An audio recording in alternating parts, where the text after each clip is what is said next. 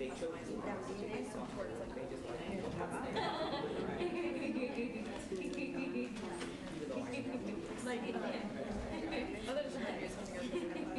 please do not consider applying to this It wasn't that bad, but we were trying to get some of our credentials for them, second section of science, and then post, and he was going to post positions as able, like credentialed in both science and English and stuff like that, but I'm missing one particular subject, which just is so funny because I could have gotten this entire chemistry. I could have done it.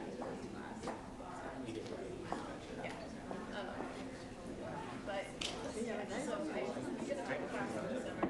We don't know if they'll happen. The whole thing is just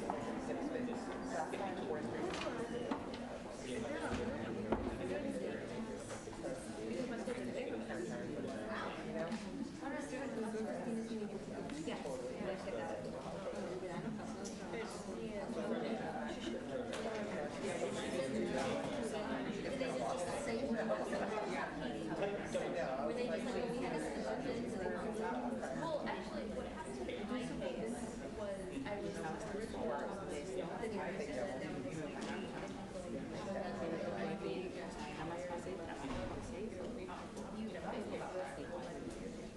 Tienes casi things like something that happened in my it's definitely another, it's a good letter to have. A or B. yeah. Pero no están tan severos. So that was why they did this, but the district, the district paid for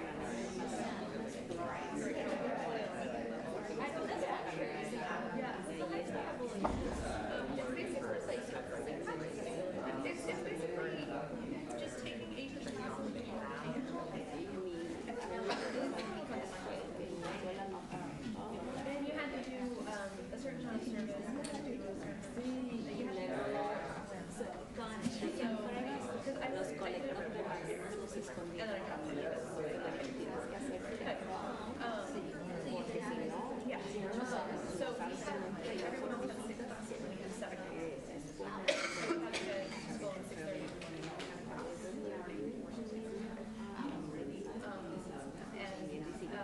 One extra it was like a project-based thing, like we did like this year-long experiment. And then the second one was a service. Like community service? Yeah. And then like you have to write this paper, which has to be like this big like oral kind of like a thesis basically, like whatever you see, like it could be about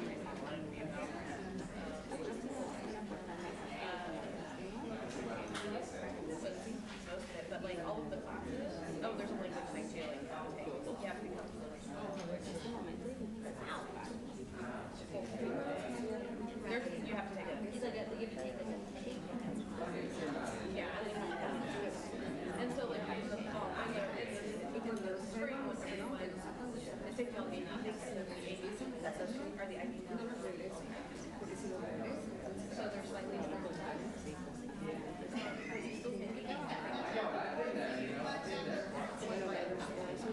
I found it anyway through my year.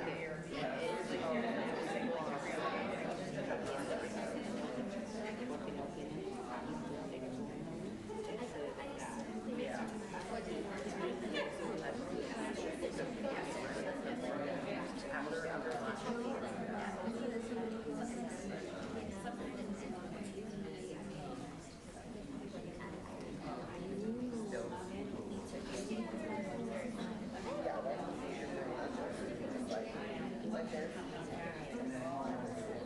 not saying like every other day.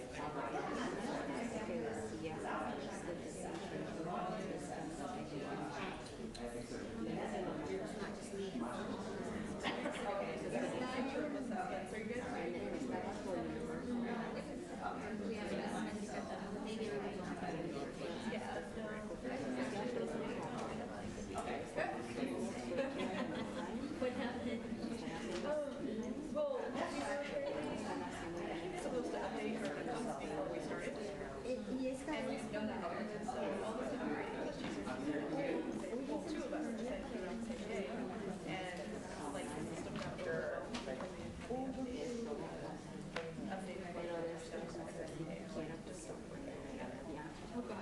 Good afternoon. I'm glad to see such a large crowd here. Thank you for coming. I know you're all tired. I'll try to make this as painless as possible because I'm tired too. So we have to do the, what do you call it, daylight savings time change, right? And then I'm 2 more hours behind. And it was like an 8-hour trip yesterday. But I had a chance to kind of rest. But anyway, I'm glad you're here. Thanks for coming. So we're going to talk about recruiting and retaining culturally and linguistically different students in gifted education with a little bit about advanced placement, but the main focus is on gifted.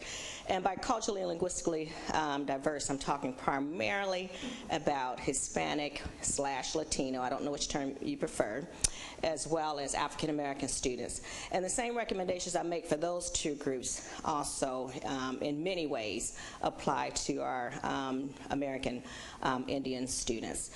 I'll allude a little bit to poverty, but I don't want every time we talk about those 2 groups, meaning Hispanic and Black students, for us to think about poverty, because we have a lot of middle-class students in those 2 groups that aren't getting access to gifted and AP as well.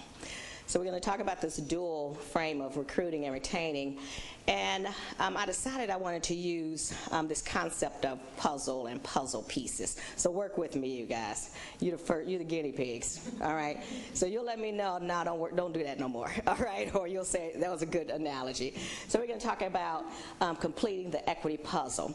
Much of what I present on, I now place on my website, which is here at the bottom, drdonnayford.com. So please look on that website for more articles and resources, materials And you can also email me, which my email appears on that website, but donna.ford@vanderbilt.edu, or you'll find my Gmail on that particular website.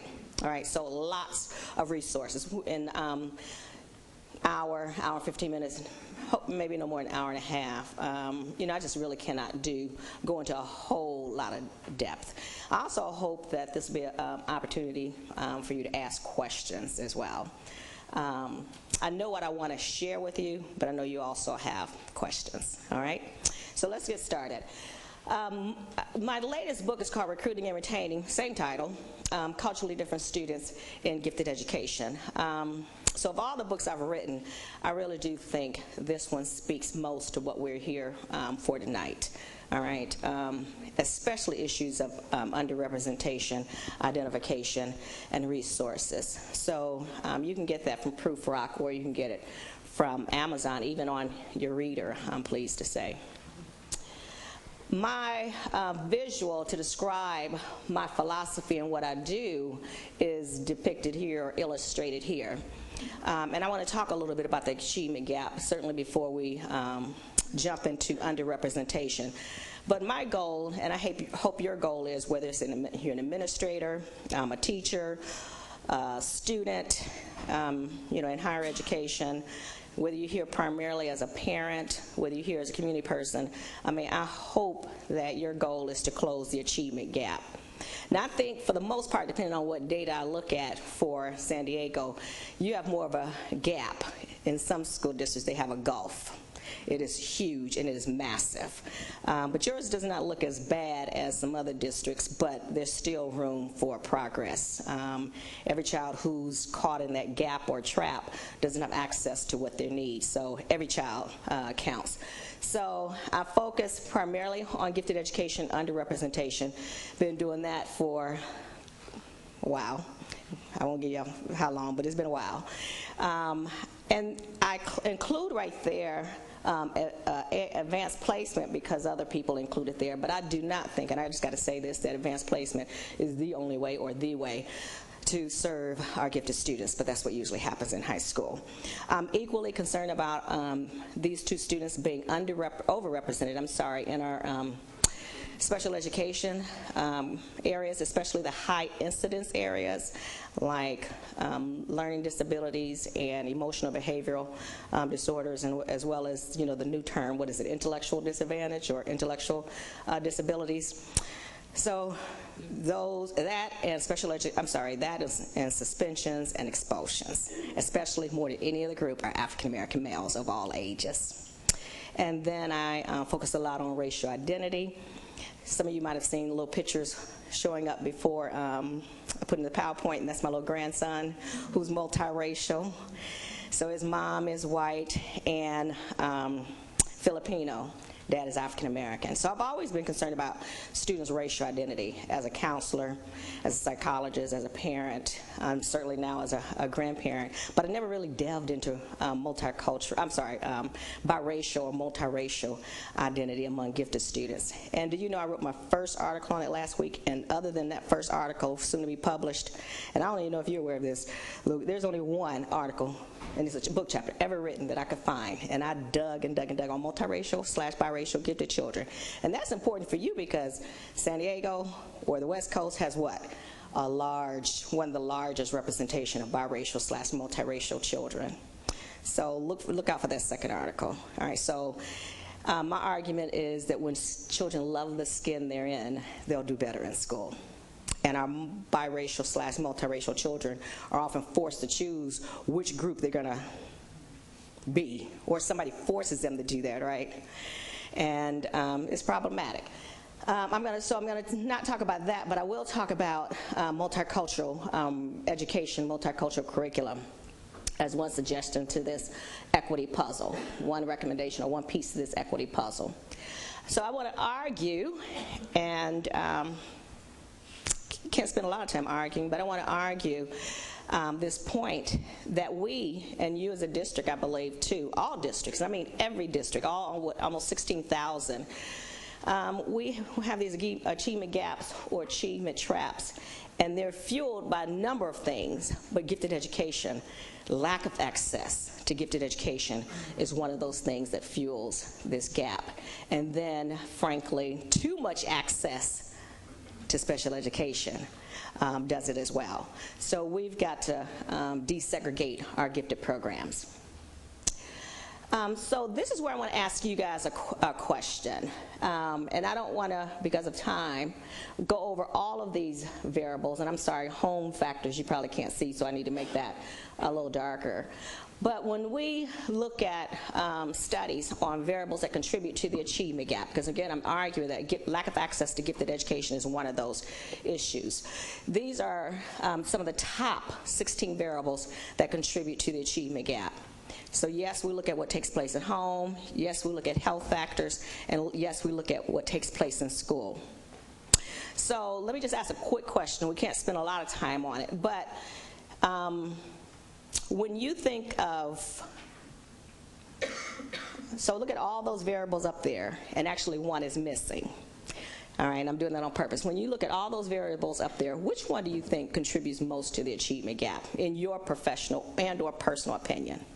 You got 15 shown. What do you think? Talking and reading at home? Or lack. There you go.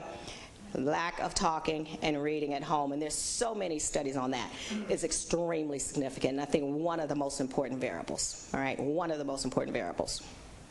What else? Teacher preparation. So people talk about teacher preparation, teacher quality. So I don't know. Was that you say right there? Okay. Extremely important. And I think one shortcoming of the notion, the criteria for teacher preparation is that they don't include what training you've had to be culturally responsive. So Vanderbilt, you may not know this, but Vanderbilt, for several years, out of 4,000 universities, we rank, I think it's number 17. Ranked number 17 out of 4,000 universities. My College of Education ranks number 1 in the United States. 6 years in a row. So people are like, what's Vanderbilt? But if you say Harvard, Yale, Stanford, Brown, people get it. We outrank them 5, 6 years in a row, College of Ed. And my department, which is special education, outranks all other universities. Yet we have students who therefore are going to be considered what? High quality, who cannot teach children who live in poverty, who cannot teach children who are culturally different, culturally diverse. So they are the highest quality teachers who really don't know how to teach children who need the most support. Did you have your hand up? I was going to say, based on what you said, maybe what's missing is teachers' cultural background. Teachers' cultural background. So that would be, what do you call it, like President Obama's initiative, diversifying the teaching force. So it really does matter, and that's why we need that training.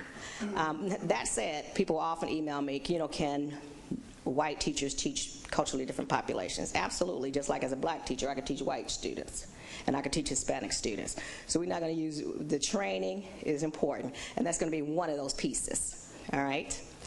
Anybody else? Yes? Missing is the peer pressure, the student motivation. So the peer pressure is kind of up there, it is up there, I'm sorry, it's embedded in the safety. See where it says school safety and fear and safety? So it's embedded in there. But even more like the student themselves, like, I don't want that in advanced class, which happened today in my Yep. presentation. He Yes. wanted an advanced class, and I'm all, what are your grades? I have an A. Well, I'll talk to your mom, not a problem. And that, see, you guys already had, y'all done I'm messing up my puzzle here. No, I'm gonna say y'all reaffirming my puzzle. So one of those pieces is gonna be a scholar identity. So I think I got about 3 slides on that. All right. So no, I think my puzzle idea is good. Keep helping me flesh it out. All right. And more. So all of those variables matter, and I keep forgetting you got those screens there, so it's a little bit clearer up there. But the seminal report to me, and I'm waiting for them to update it, is Barton and Coley, 2009, and it says parsing the achievement gap. And I think every educator, every policymaker needs to read Parsing the Achievement Gap, Part 2. It's getting dated, but, and they also have it for 2003, so I'm just looking for the update right now. So using a meta-analysis, they came up with the top 16 variables for 2009. They're listed there. I'm hoping they're pretty self-explanatory, but there's one missing. and that is rigor or lack thereof.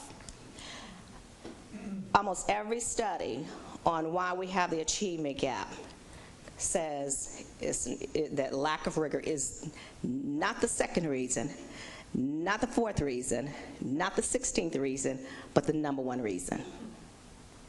So yes, in this part of the puzzle, we got to work with families, but we got to work with schools, with teachers, with educators. The number one reason, using a meta-analysis, effect sizes, is lack of rigor.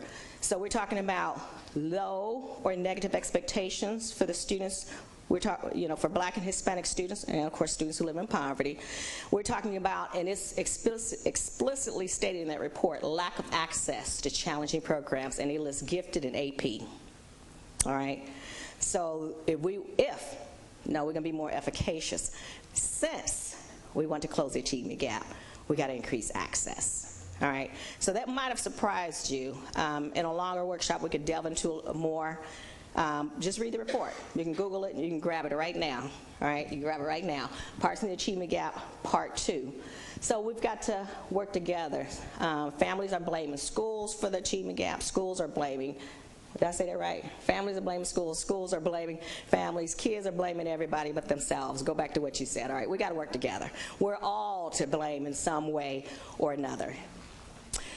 So building two bridges, and there's one of the puzzles. So my goal for the last 20-something years has been to honestly desegregate gifted education. It bothers me that when we have a new instrument that comes out, we have a new policy that comes out, a new, theory that comes out, in 2014, 2015, it still tends to be colorblind. And there still tends to be an emphasis more on African American students, and there's some reasons for that. Then even our Hispanic students, our largest culturally different population. So this colorblind approach to gifted education is just not working. This colorblind, this culture blind is not working. When we look at multicultural education, culturally responsive education, or some people even just use the word urban education. I don't want context to matter. There's minorities in what? Rural areas and in suburb, but we always think of, minorities being in what? Urban areas. But it's usually smacks of deficit thinking, low expectations. I don't know if any of you have ever read the Moynihan report on Black families, single Black families. Anybody ever read the report? All right, I don't know what your age is, but it came out in 65. I was young, all right? But it came out in 65. And it's probably been, this is my personal and professional opinion, one of the most detrimental reports about single-parent families. And it just oozes and reeks with negativity, as if the only way to be healthy is to be raised in a what? Two-parent home. I know, and I'm one, but I know so many Black and Hispanic students, but especially Blacks, who are growing up in single-parent families, and they're resilient, and they're healthy, and probably healthier because it is single. All right, so when I heard that the Moynihan report 50 years later was coming out a few weeks ago, I had to get on it and just got a book approved today to to fight that stereotype or to retell our stories. So you might be someone who believes, as an educator, as a community leader, as a school leader, who believes that same thing. And what does that do for our children when we think that's the only healthy way to grow up? Or to assume that nuclear families are what? So just because there's two people in the house don't mean they sleeping together in the same bed, you know what I'm saying, same room. They got the same parenting styles. They got the same goals for their children. That could bring a little bit more tension. Now, I ain't saying go home and get divorced, but I'm just saying, okay? There could be very what? Unhealthy nuclear families. So we've got to open our minds about what it means to grow up in different family structures. So my goal has been to always look at gifted ed and these needs and development, bridge them with, and look at multicultural education, and bring those two puzzle pieces together so that we will say that that child is African American and gifted, not gifted but African American, the and, not but. Because every time we put that but behind something, that closes what? Doors and options. So Donna is both, and therefore we can't have, these culturally blind approaches. So when I talk about, and what I want you to think about more is, with recruitment and retention is, I think schools are doing a better job, some schools are doing a better job of recruiting our culturally different students, culturally and linguistically different students in our programs. So recruiting is about quantity.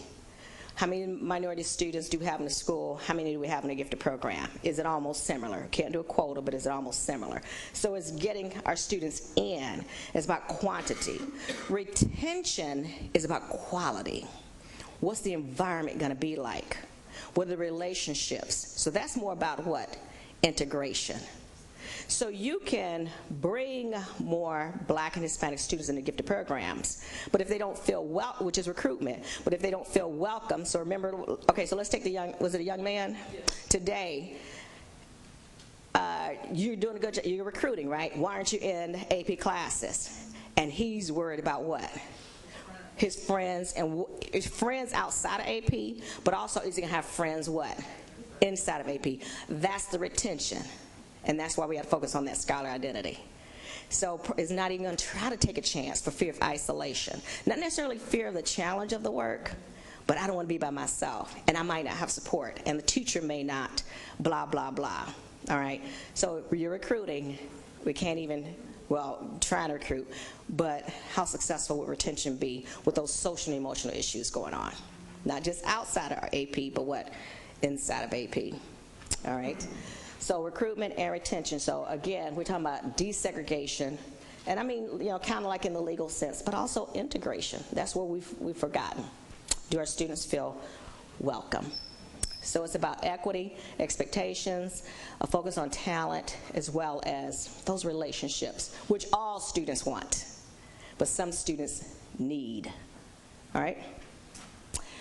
So I made this the other day thinking about how we got some serious problems with the achievement gap. We got some serious problems with overrepresentation in special ed, underrepresentation in gifted, and our approaches are like Band-Aids. They are not healing or even covering these gaping wounds.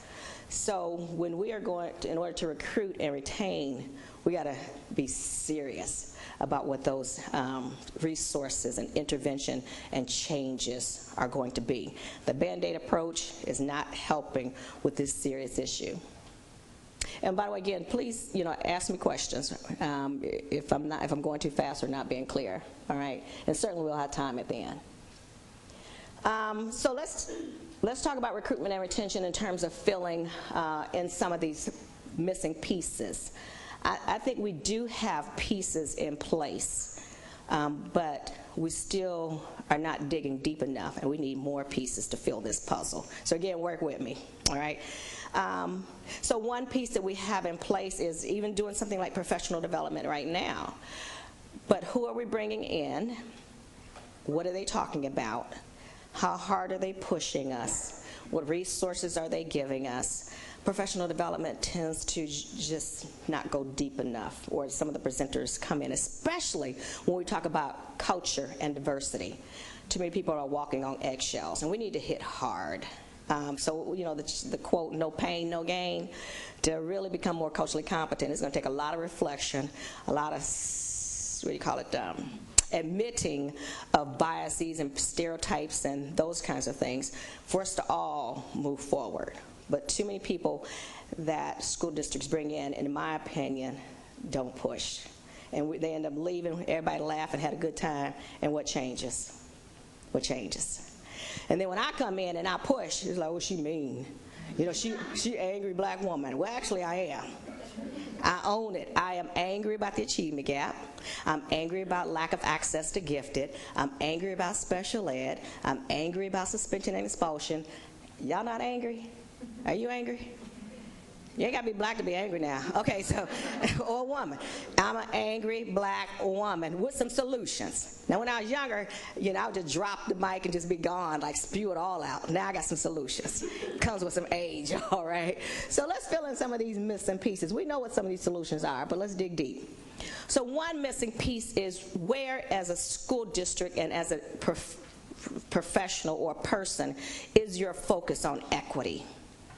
And tomorrow I'll work a lot more with the school personnel on this. We're going to really hone in on this. But people always talk about an equal, and I think even Obama, was he at Selma? Was it yesterday for Selma? 2 days ago, with his speech for Selma, he talked about an equal opportunity to learn. I wanted to jump in the mic and say, no, equitable opportunity to learn. So if you look at this diagram, equal is looking at children have different needs, and we're doing what? Equity is what? Same thing for Right, that's same. So, but equity is children have different needs, and we do things differently.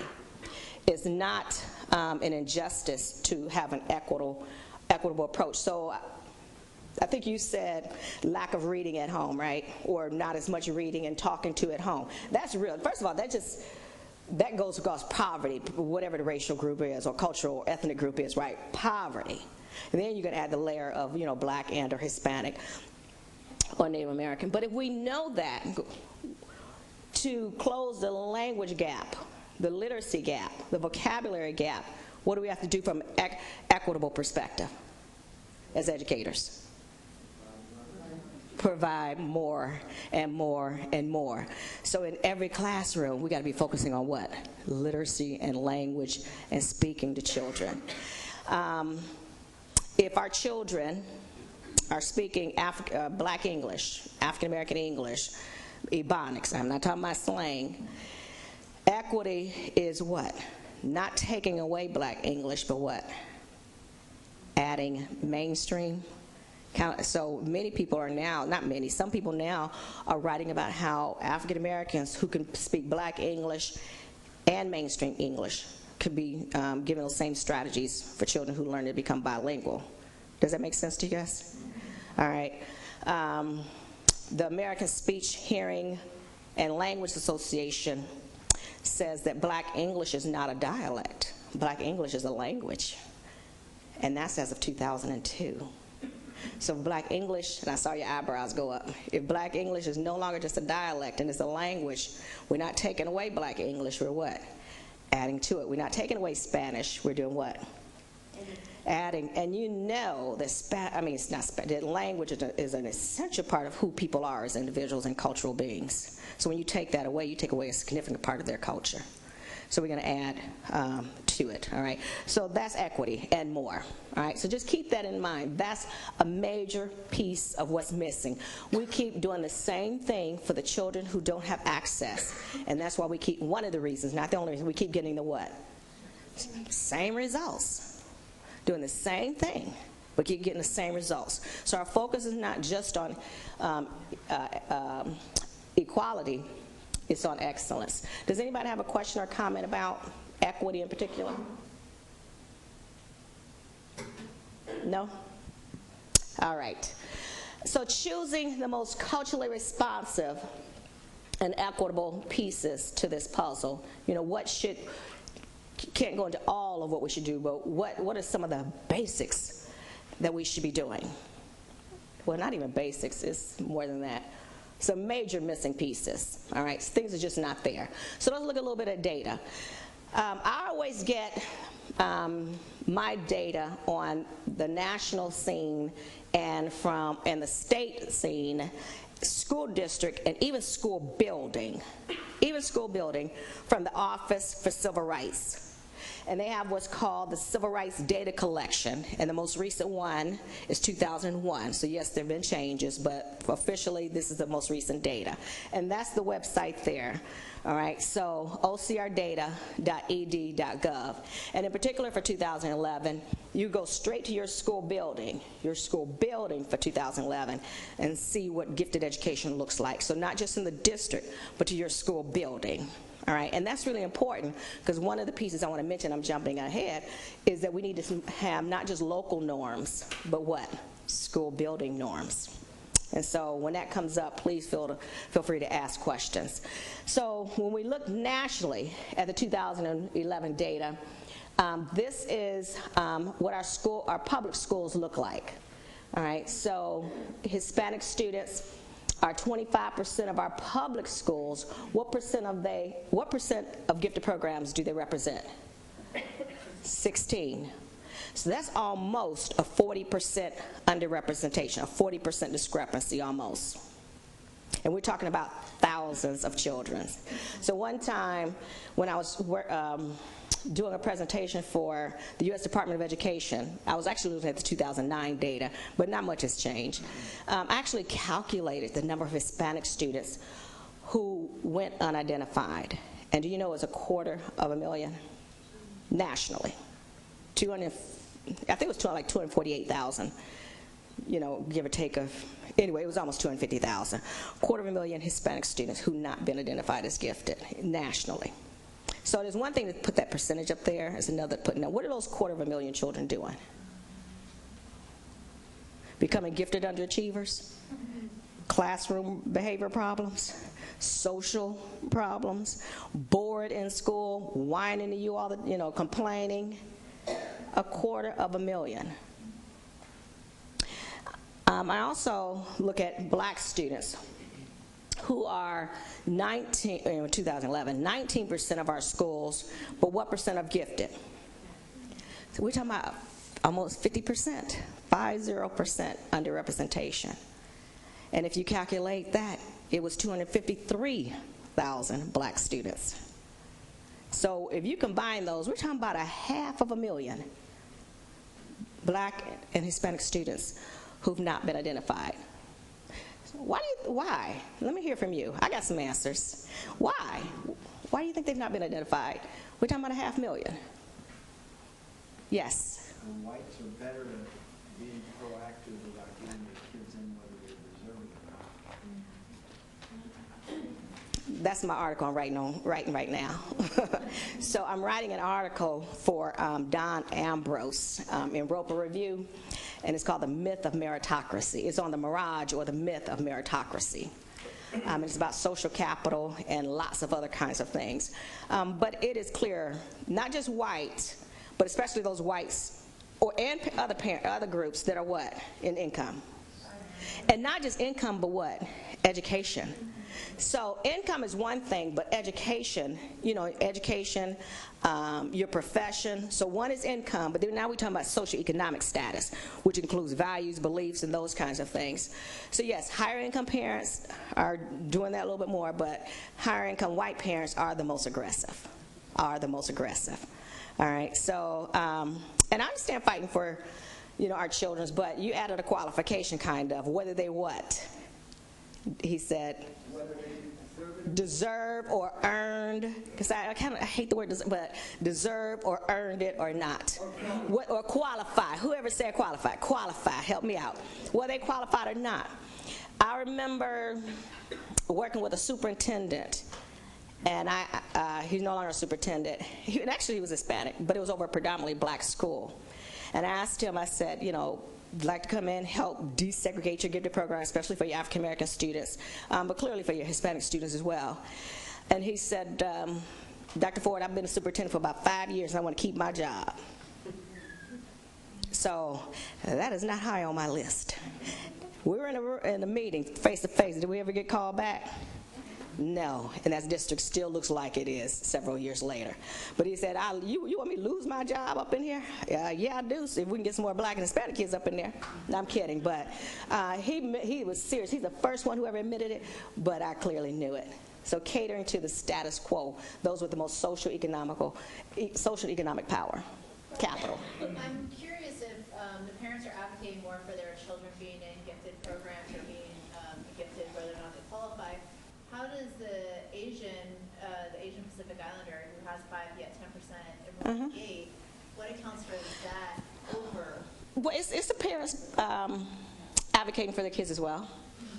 But it's also our expectations, our positive expectations for Asian Pacific Islanders. So we've been, I'm going to say brainwashed. I can give me another word. But we've been brainwashed to believe that that the majority of Asian Americans are just so intelligent, so well behaved, so studious, such a strong work ethic, that when we have a student in our class, they don't even have to perform yet. We just automatically expect they're going to be performing. We got students at Vanderbilt who drop classes, white students. No, they're going to mess up my GPA.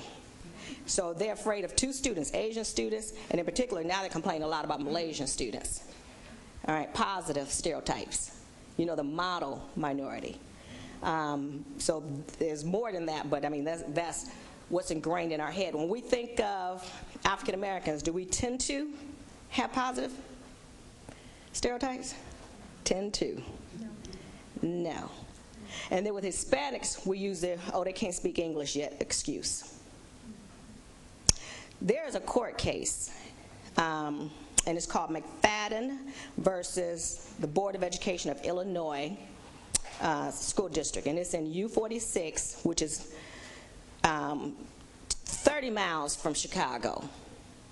All right.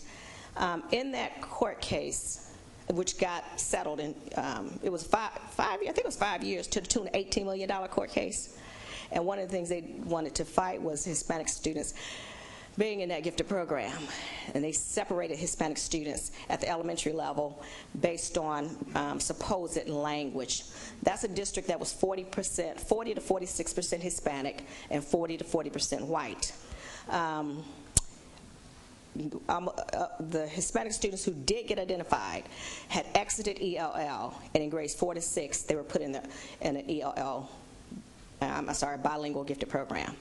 They exited, you hear what I said? Exited ELL, and yet they never went to school with the white kids. So 100% of that Hispanic program was Hispanic. In the white program, at that same grade level, what percent was Hispanic? Now remember, that district is 40% Hispanic. In the white program, elementary school, what percent was Hispanic? 2%. Anybody shocked? Now, of those Hispanic students in the district, half were born in the U.S. So language was not even an issue. And guess what? They were not in the gifted program, the white gifted program. They were not in the white gifted program.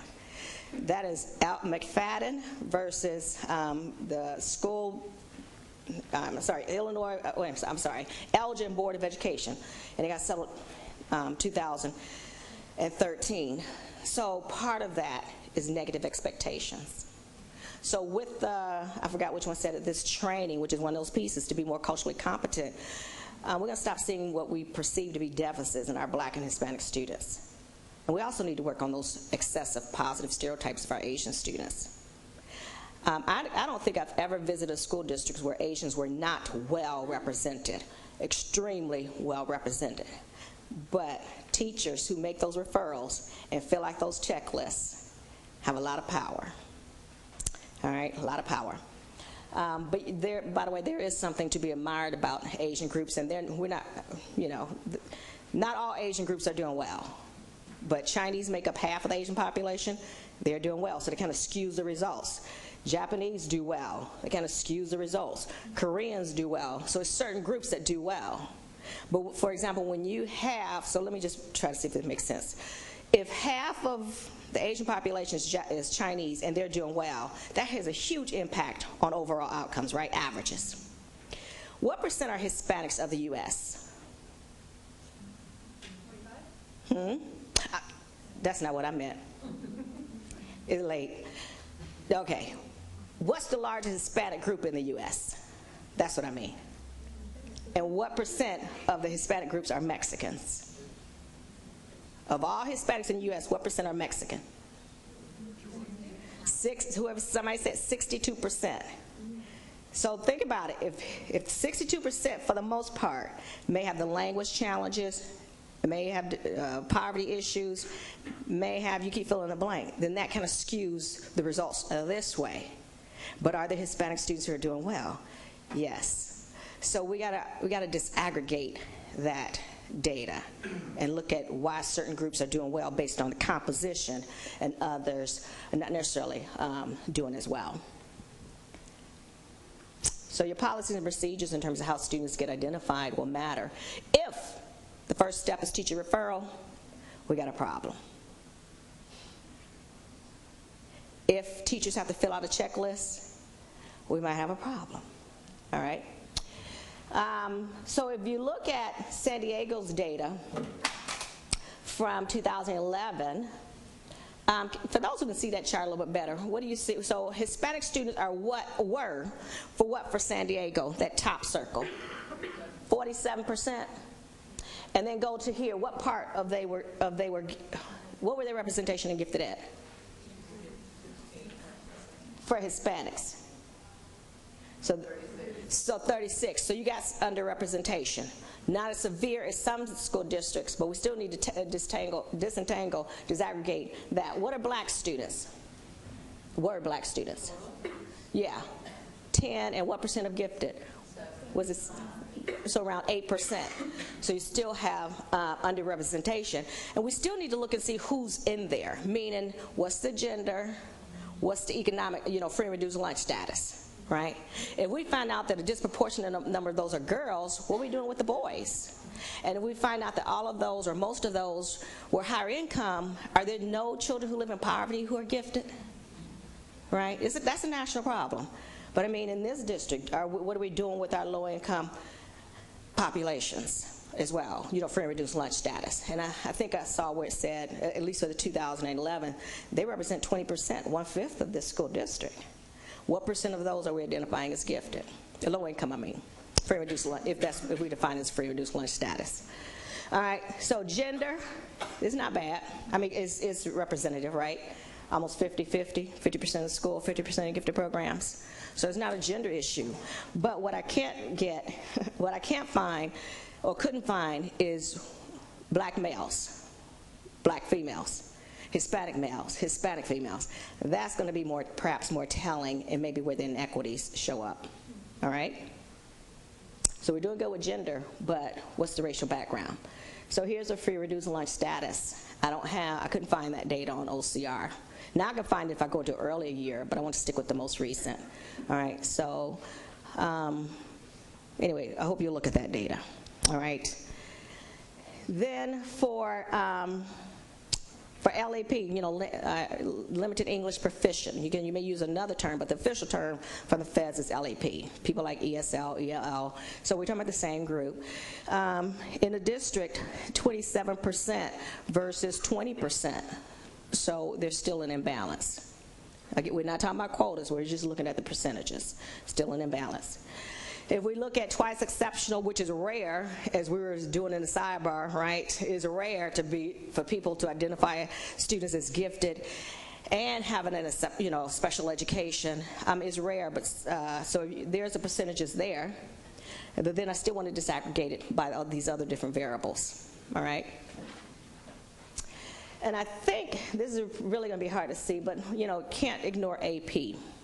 So those are the different things for AP, and yellow is what? African Americans, and it looks pink on this screen, but pink is Hispanics. So just look at that last bar and just go that way.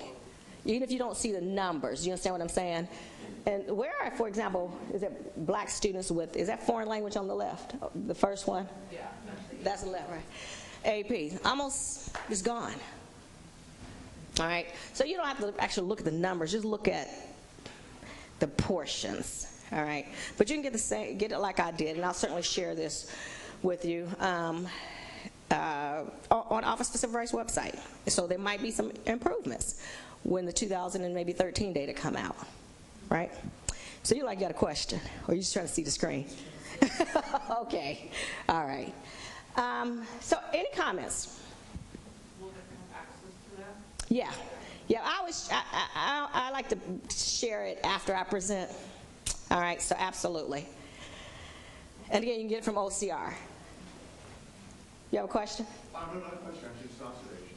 So we have a total district enrollment of Hispanics at 47%, yet students taking AP foreign language of Hispanic Oh, yeah, 72%. So what? They're like putting Asians in math and computer science. Come on, right? Right? I mean, and I'm telling you, it usually looks like that in other school districts. It's just so predictable. So predictable. Yeah. All right.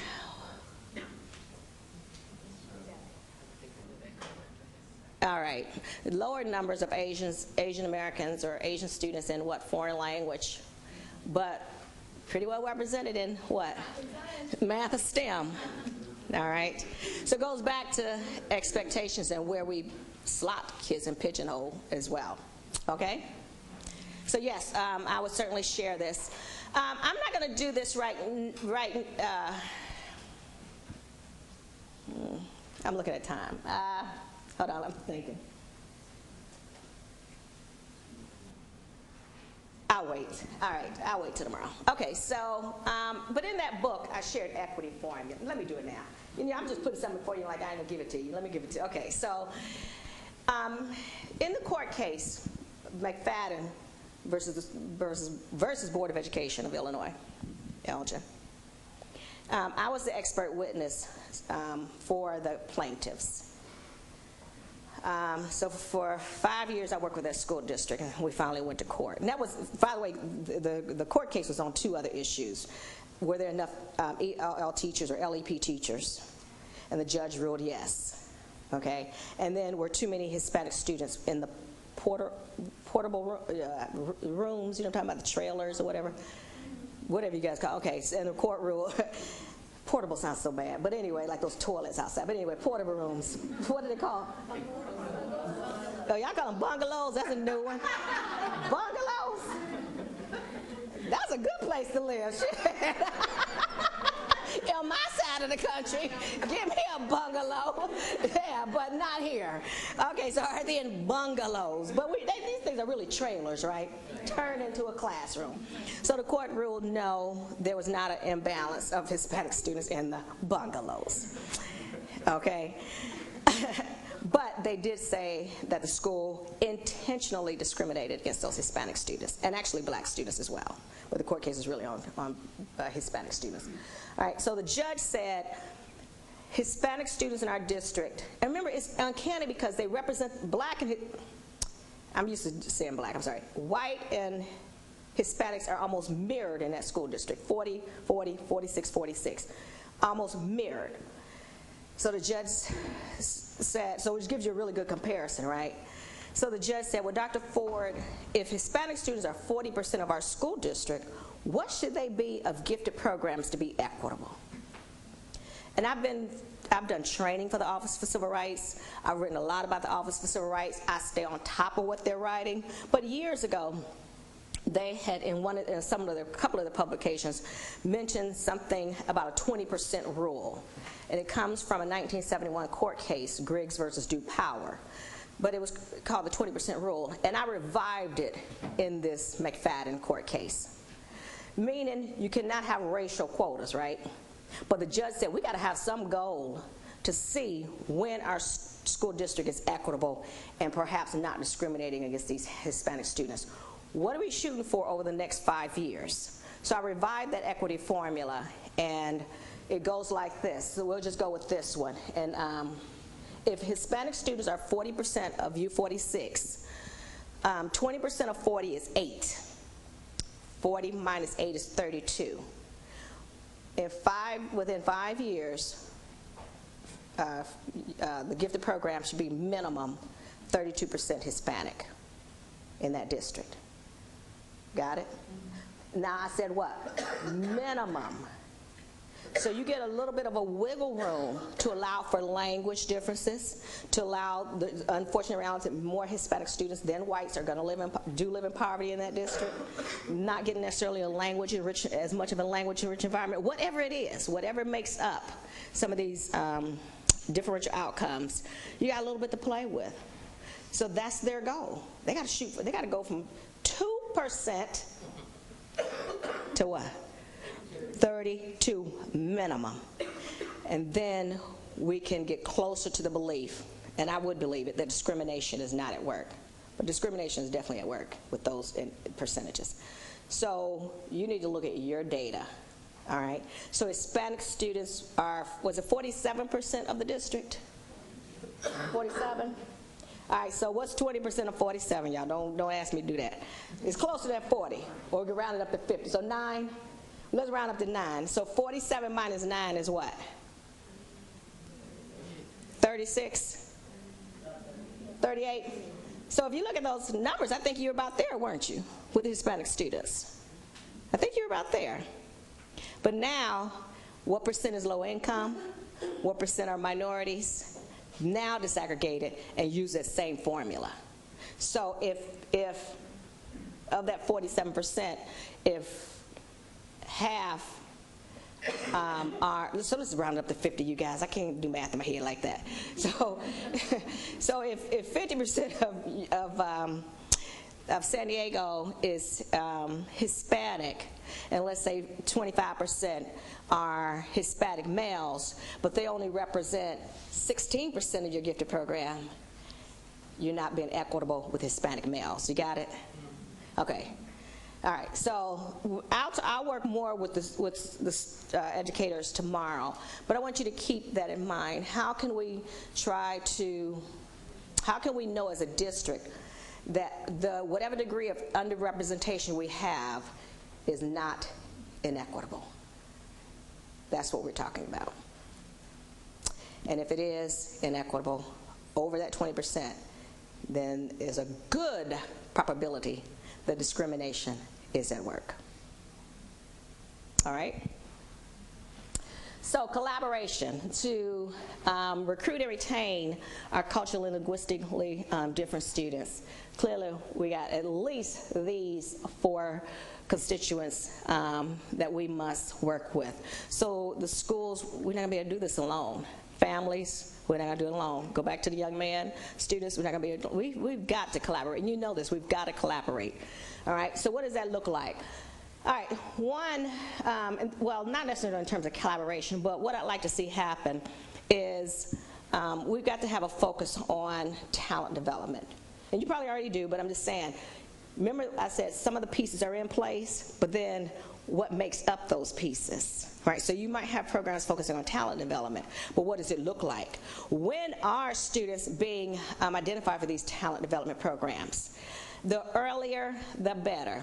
And if you've heard about or read the research on what's called the second, well, some people say second grade, third grade, fourth grade, what do you call it, psychological dropout for many African Americans, wait until second, third, fourth grade is kind of late. Not too late, but it's kind of late. Or they call it the syndrome. So just when many of our schools are starting to identify students as gifted, our students are what? Checking out.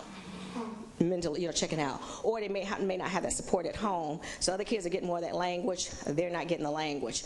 Other kids are going during the summer to, like enrichment academies. Our low-income children, or maybe Black and Hispanic students not going. One, they may not know about it. And 2, they may not be able to what? Afford it. So we want it for the kids, but can we afford it? And income is usually not the same, all right? So we could desperately want it, but may not be able to afford it. My little KJ, that's the little grandson, he's in, because I can afford it, he's in a private, what do you call it, preschool, not daycare. I don't need no babysitter, I need education, right? In preschool, private school, preschool to the tune of $5,000-something a year. My son cannot afford that. He and his ex-wife cannot afford it. But who can afford it? Grandma can afford it. All right? So that's not something for him to worry about. I have a niece. She left here about a year ago. Her kids were actually in your school, San Diego. I forgot which ones, which schools they were in. Actually, all of them got identified as gifted, by the way. All right? But before the 2 youngest ones went to school, she had the choice between making $2,000, I'm serious, it's true, $2,000 a month on her job, not telemarketing, anyway, whatever she was doing, kind of like telemarketing, $2,000 a month on her job, or $2,500 for daycare for 2 kids. she was going to lose out by putting her kids in what? Daycare or preschool. So she just became a stay-at-home mom. Now they're in school, and now she can go back to work. You got it? So did she want to work? Yes. Did she want her kids in school, early? Yes. So sometimes we just don't even have that as an option, and that's why we got to keep looking at the income status or the educational status, because she knows what to do. She got 2 college degrees. Husband's in the or was in the military. She knows what to do. She couldn't do it. Her hands were tied. All right. So we've got to identify early. And I know you've heard this analogy. If not, I want to say it. I'm not comparing children who have special ed needs with those who have gifted. But I know that if I think my child has a learning disability, I want services when? Immediately. And that's at age 2 if I find out, right? 2 months, hell, whatever. Y'all can bleep that, whoever taping me. But 2 months. When he gets in school, I know about developmental labor. When he gets in school, I want supports. Why do I want to wait for those gifts and talents to atrophy? My very first book was written because of my son's experience. It's called Reversing Underachievement Among Gifted Black Students. He got identified as gifted in the kindergarten. Well, teacher thought so, but the gifted services didn't start until the 2nd grade. By then, he was a teacher's nightmare. He already knew everything. You know what I'm saying? He was a behavior problem. Then the 2nd grade teacher doesn't see gifts and talents. She sees what? Behavior. He wanted to drop out of school in the 2nd grade. All that work I put into him, it just went like by the wayside for a minute. So he's the example of what I'm saying. Identify and serve early. Even though he's getting the supports at home, he wasn't getting it where? At school. At school. Oh, I got to tell you guys this. Go back to daycare, preschool. So I was a single mom when I had him. I had just turned 18. We're living in East Cleveland, Ohio. East Cleveland is almost all on public assistance, including me at that time. Just very poor. Lack of industry, just nothing going on there. So I put him in this daycare, and it was literally like going from here to the end of the parking lot. Is that the parking lot over that way? Mm-hmm. Yeah. I mean, it was like a block from. It was the end of my block. Whatever the hell I'm saying. What I'm saying. End of the block.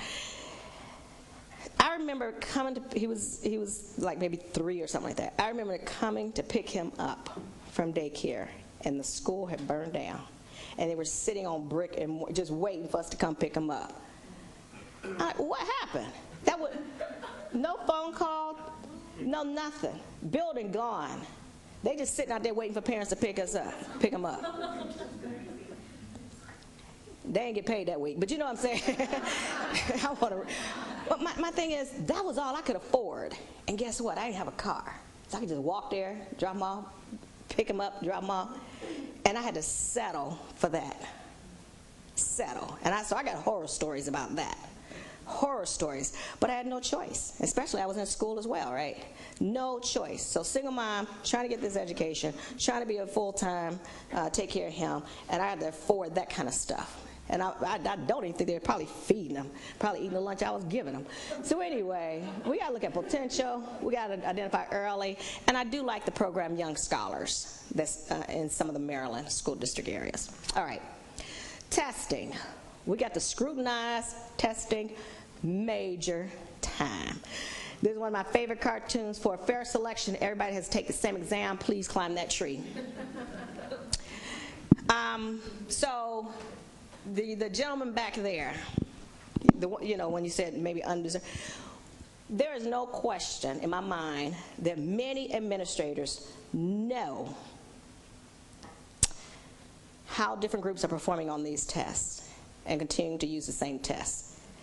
And it advantages, first and foremost, higher income groups, and then you can add a little bit of race in there. We have school districts that, we have data indicating, for example, many of the nonverbal sections of instruments, or even the nonverbal instruments themselves, like the naglieri or unit, and some other nonverbals, are very effective at identifying students for whom English is not the first language, and identifying students who live in poverty because the language is not required. for identifying black students. And even when school districts know this, they tend not to use, they often do not use it. They often do not use it. Why? Hmm? Why? What do you think? You guys think? Say it again? Racism? All right, you said it. What else? Yeah, that's a big part. Classism? And then those children are not special. Which children? Upper income. The who? Upper income. The upper income may not look as what? Smart or as advantaged or higher IQ, okay? Because on many of the nonverbal sections of the mainstream tests, you know, let's say the COGAT or the nonverbal measures, those IQs are very similar for the different, all racial groups, including whites. But whites may not look as advantaged on these tests. So I'm a strong believer still in test bias. I could tear up a test, just get a test, and I could tell you which items poor children or those who are, you know, minority are not going to do well on. But it's not just a test, you guys, it's a checklist as well, or a nomination form. So it might say something like, a child is very inquisitive, and we might be thinking about inquisitive in terms of asking a lot of questions about how this works, you know, a math problem, a reading project. But when a child keeps asking, well, why is this important? That's inquisitive. I'm being facetious, but I'm being real. Why we got to do this? That's asking questions. Yeah, Or to my disagreeing. To my knowledge, San Diego Unifie's not using a checklist. Thank goodness. I hope not. They're going to start next year. Oh, no, don't do that. Now, see, you're going to give me the positive, then you're going to hit me in the gut. No, There's talk about starting it next year. You gotta tell them what you think tomorrow. Yeah. Administrative. No, this is going to be a problem. Well, you know, okay, let me just put it this way. You can have a good instrument put in the wrong hands. You have a good instrument put in the wrong minds, right? When I say good, I mean valid, reliable, you know, there's representation across groups by race, income, blah, blah, blah. But then how do you use it and how do you interpret it?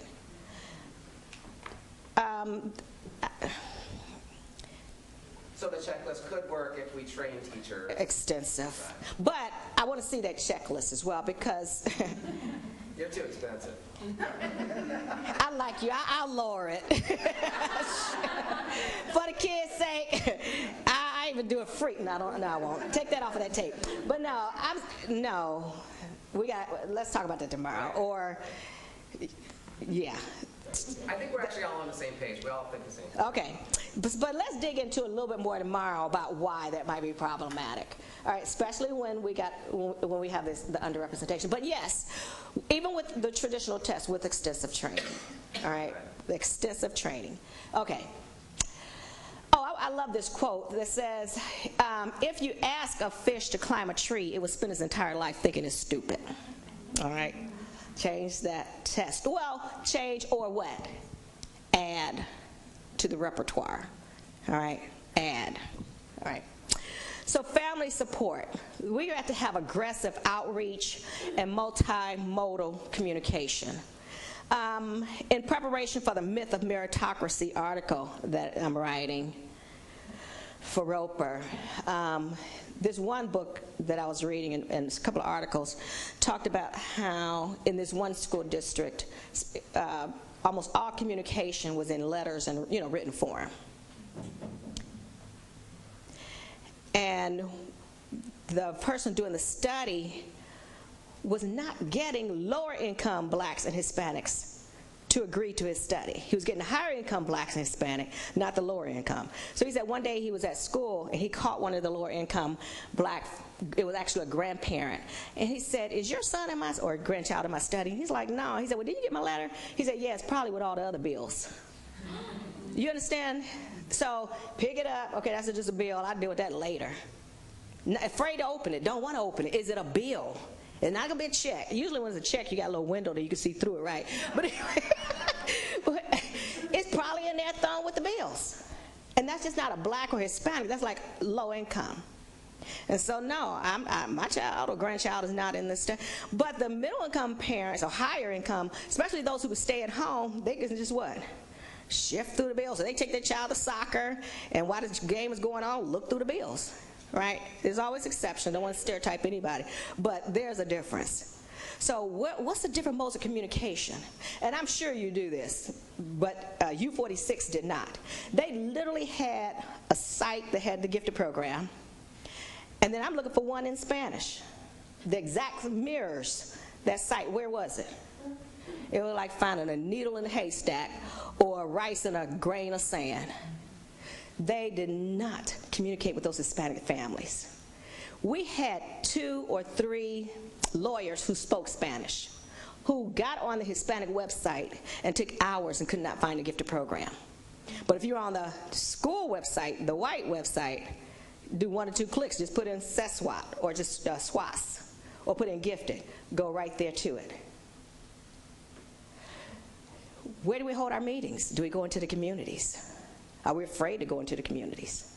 Do we go into the places of worship? Where are we advertising?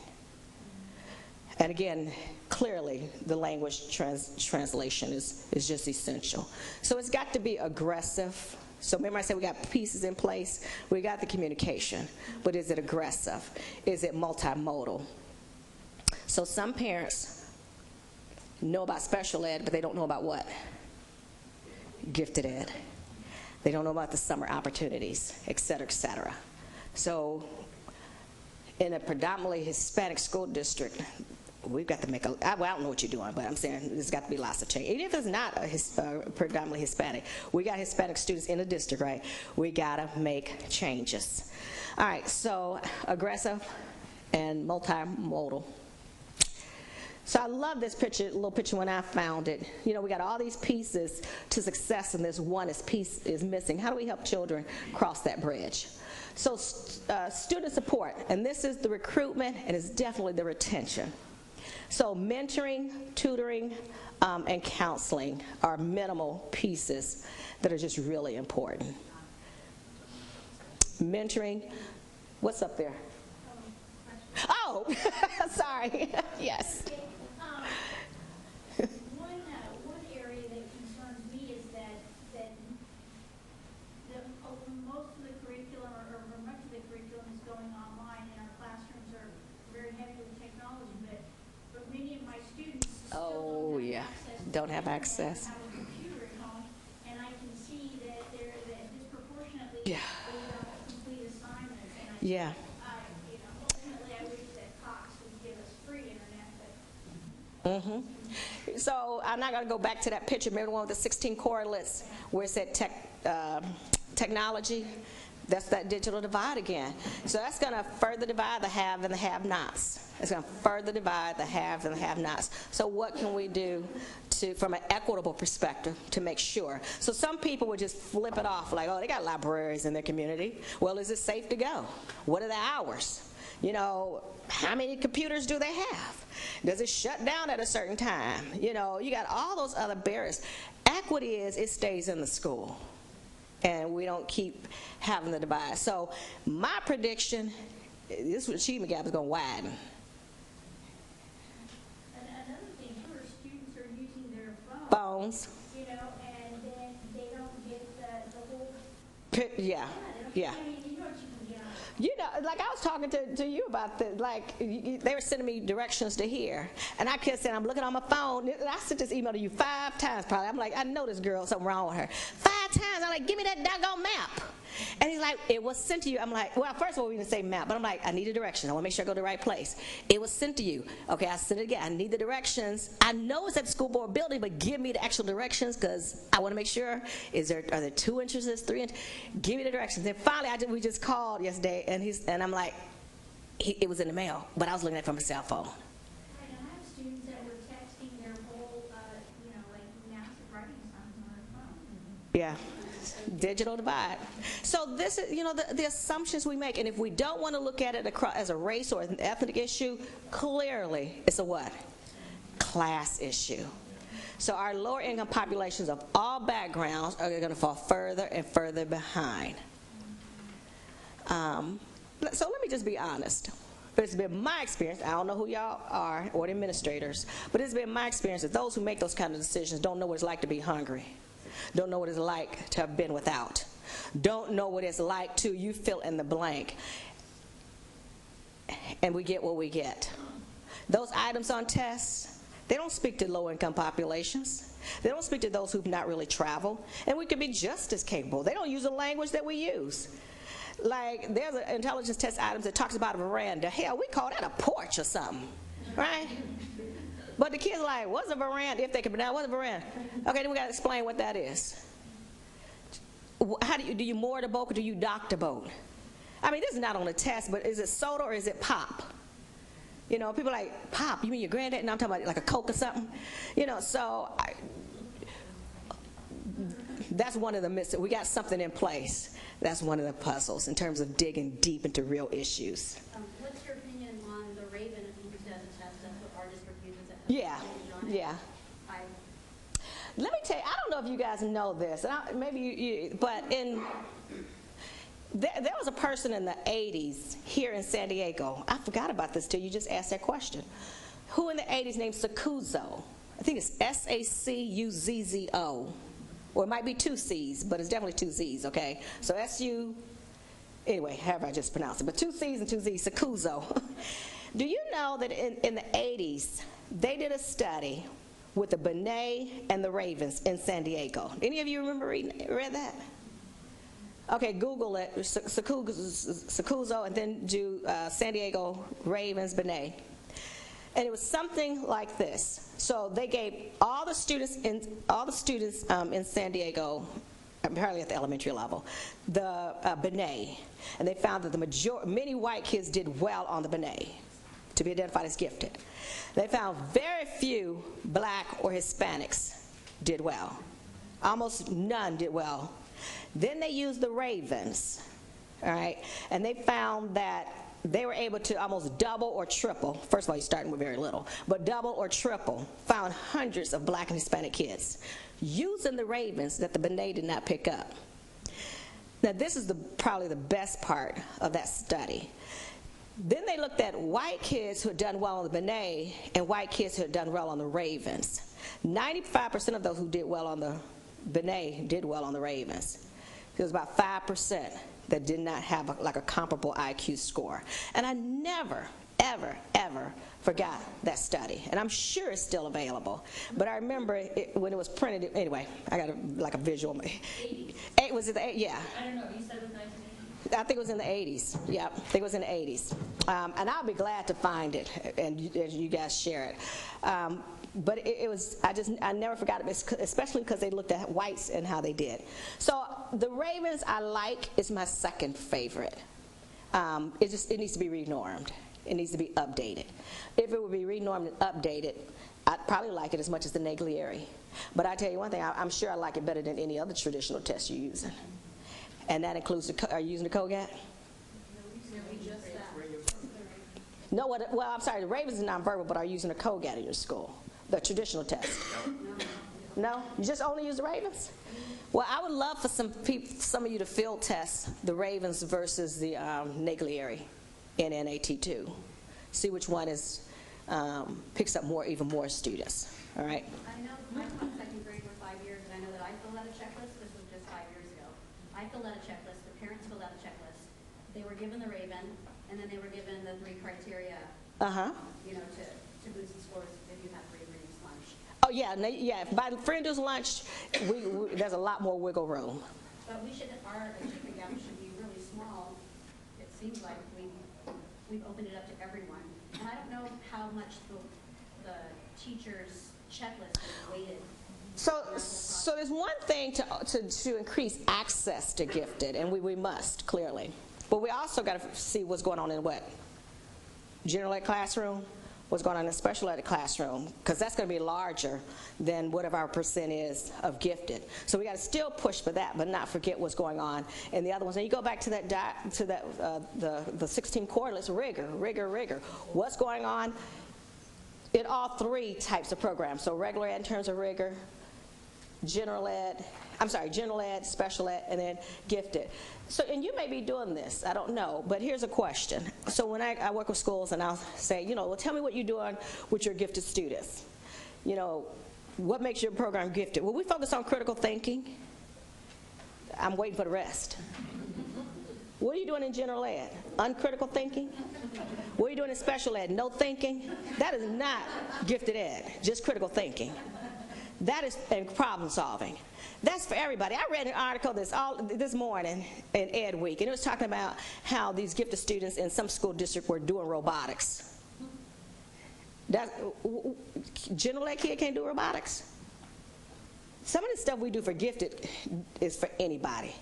And let's just be clear. A unit on robotics, a lot of kids can benefit. First of all, anyway, they ain't my thing. But a lot of kids can benefit from robotics. And by the way, speaking of robotics, I want you guys to Google Stinky the Robot.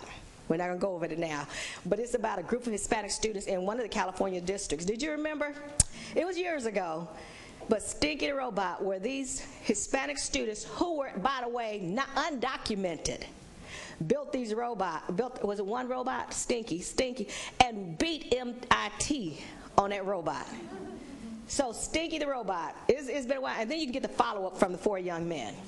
But I use that when it comes to motivating our students because they weren't in gifted programs, and they built that robot, I think it was like $500, and the other school district had thousands of dollars donated from like oil companies and things like that. But with a $500 robot and no really formal courses, they built it. And probably the funny part is the night before Stinky the Robot was to be at the competition, it got a leak. Guess how they plugged that leak?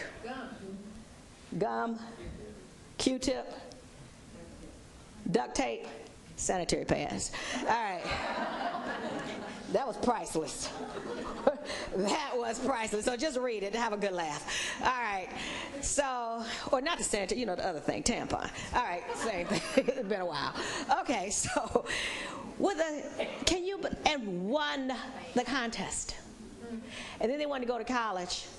But what? There you go. What a great loss. But they did get some support. People gave them private funds. So Stinky the Robot is one of my favorite stories as we talk about these things that we do. So we really got to recognize that much of what we do in gifted ed is not really gifted ed. And many students could benefit from it. So if we ramp up the rigor, going to her comment, in all of our classrooms, many of our students are going to do better. Okay, so just a few more. I keep pointing to you because you mentioned the students, so I'm sorry.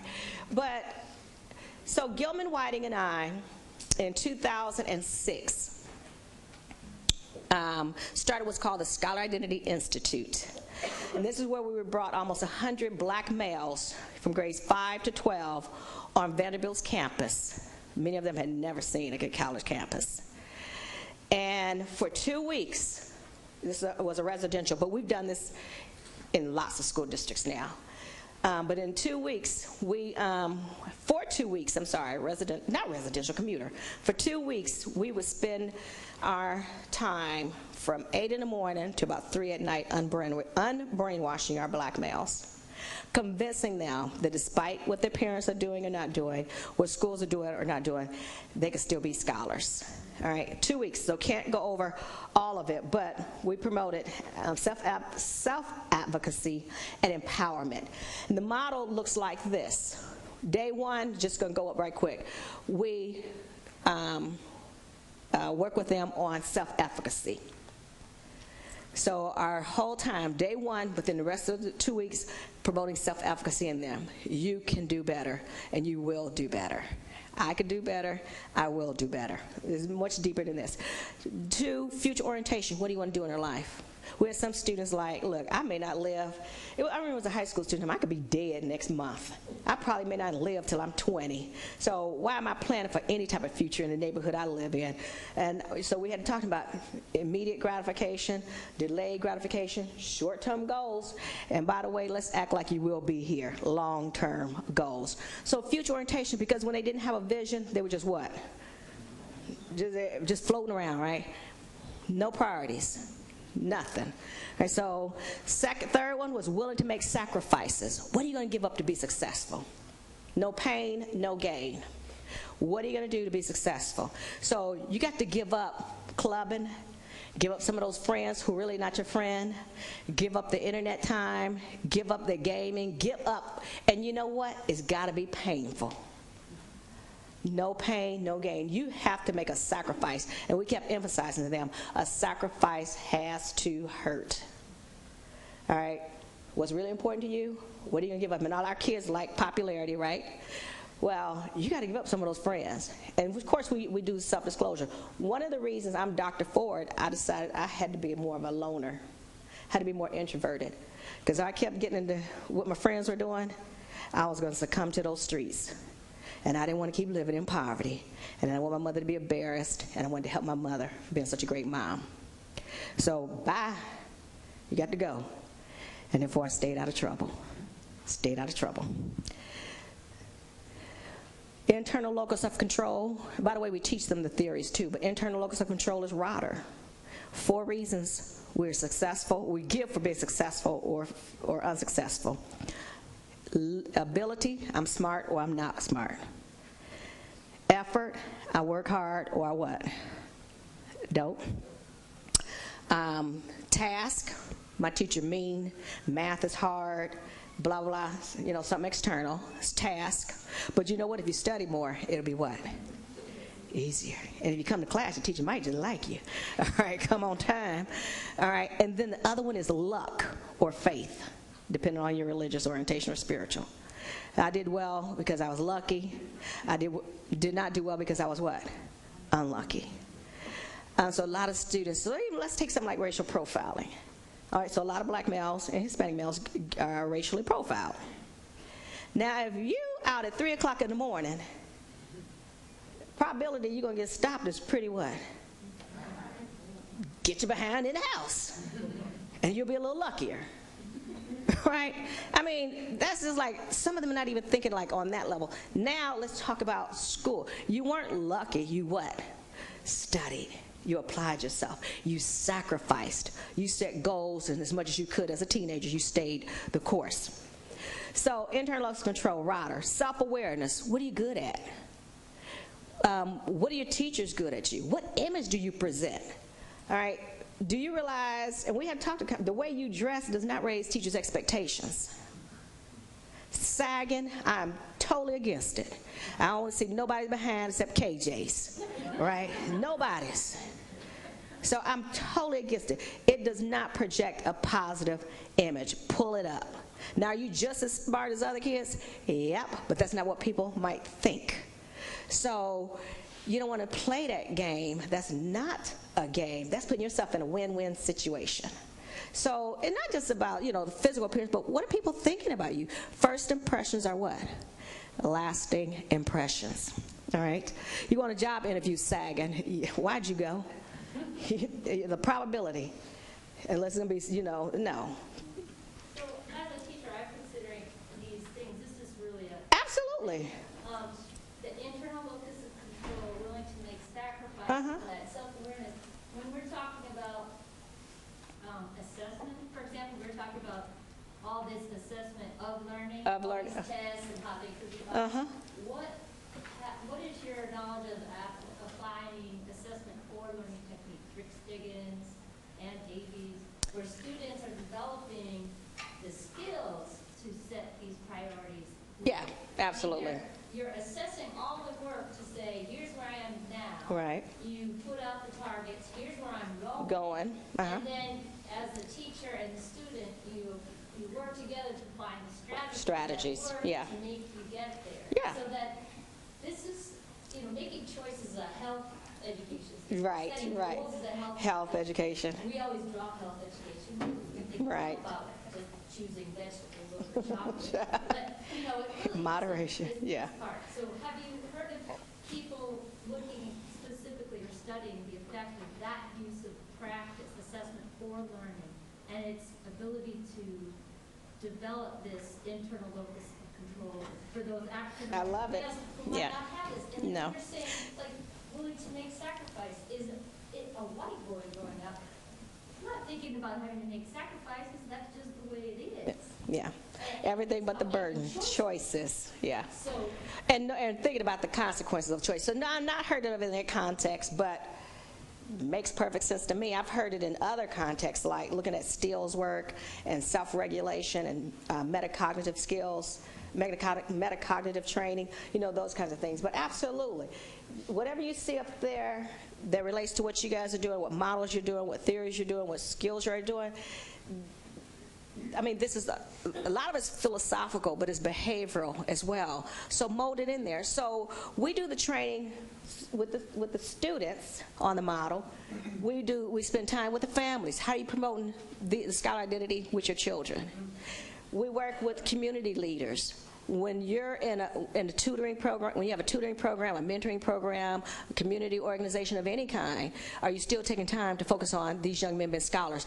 Like, we got a lot of black males. They're athletes. No, they're scholar athletes. And we didn't say athlete scholars. They're scholars first who happen to be good at academics. So we bring people to come, like we have Earl Bennett, who graduated from, well, he didn't graduate, but who was, recruited from Vanderbilt a few years ago by, I think it was Chicago, and was making, at one point his contract was like $7 million. Well, he stopped playing recently for some reason. He's in my class. I ain't all in his business, but he's in one of my classes. And we got somebody in my class making $7 million, right? But he came back. He has one semester to get that degree, and he came back. You know what I just said? I mean, I just got goosebumps. One semester, a millionaire, and he came back. I got him running all over the university and all over, especially where they got these tutoring programs to speak to the young people. He is a scholar athlete. And so I could say, you could say, what's your probability of going into sports? He lived it. He could tell you that he blew the first $1 million he made because he didn't know how to sign a contract. Financial literacy, that he didn't know how to do investments, those kinds of things. He said he just built a house, cost him whatever it was. But he said his wife looked at it and she didn't like some little lines in the material. He never knew to ask for that up front. Well, it cost him $30,000 to redo those walls. $30,000. So he's able to go and tell these stories. So yes, whatever paradigms and models you're using, and when you see that connection, run with it and share it with your colleagues as well. Absolutely. Absolutely. So it may not have been those particular models, but it's others that I've heard. So I am looking at time, and I'm glad we're getting questions in. So we taught the students 2 need theories. And I know you guys know this, Maslow's hierarchy of needs. These students were coming to school, right? Starts at 7 o'clock in the morning. You went to bed at what time? You sleep deprived. That's what's wrong with you. Go to bed. Or you just had what for breakfast? Or you had what? Nothing. So now you're crashing. They had no idea. As much as you tell them, go to bed, go to bed, go to bed. When we said, start practicing it, they saw changes in days.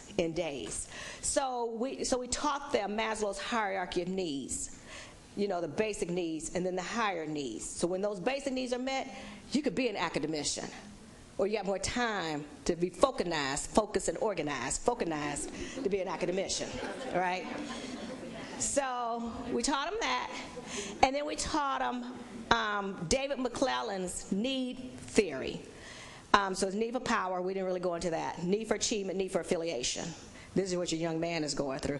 Need for affiliation is greater for him than need for what? But when we finished with you at the Scholar Identity Institute, need for affiliation, need for achievement is supposed to be greater than what? Need for affiliation. So one of the things I told them, back to my sacrifices, I don't have a lot of friends. 7A is going to take me further in life than 7 so-called friends. They got it. All right, and we talked about a difference between a want and a what? Need.